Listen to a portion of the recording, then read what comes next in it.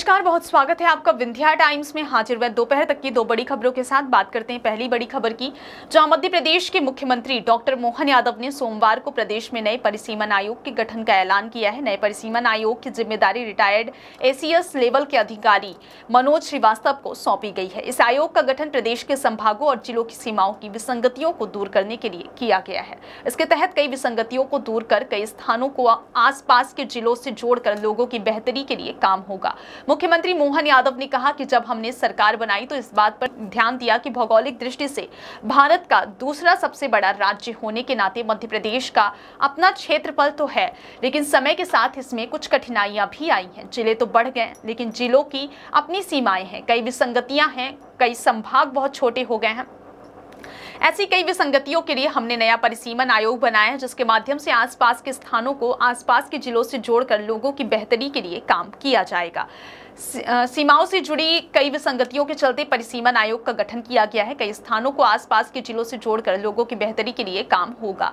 संभागों और जिलों का फिर से निरीक्षण किया जाएगा। सागर, इंदौर और धार पर सरकार का सबसे ज्यादा फोकस रहेगा। सागर, इंदौर, धार ऐसे जिले हैं जिनमें बड़ी कठिनाइयां हैं। बात करते हैं अगली खबर की, जहां दमोह के नोहटा थाना क्षेत्र के डूमर गांव में एक दर्दनाक हादसा हुआ है। यहां तालाब में नहाने गई 4 बच्चियों की डूबने से मौत हो गई है।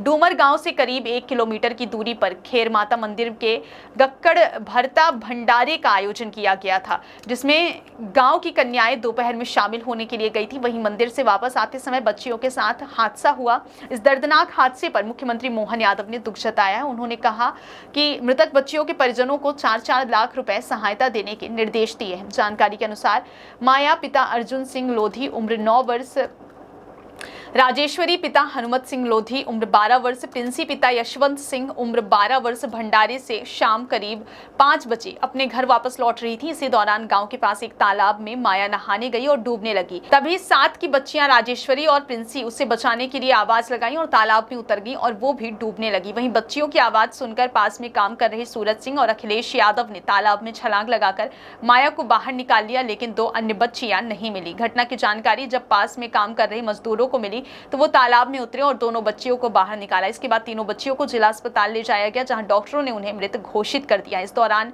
मृतक राजेश्वरी की बड़ी बहन रागिनी घर में नहीं मिली और लोगों को शक हुआ कि बच्ची दहशत में आ गई है और माता पिता की डांट फटकार से डर से अचानक घर से कहीं चली गई है।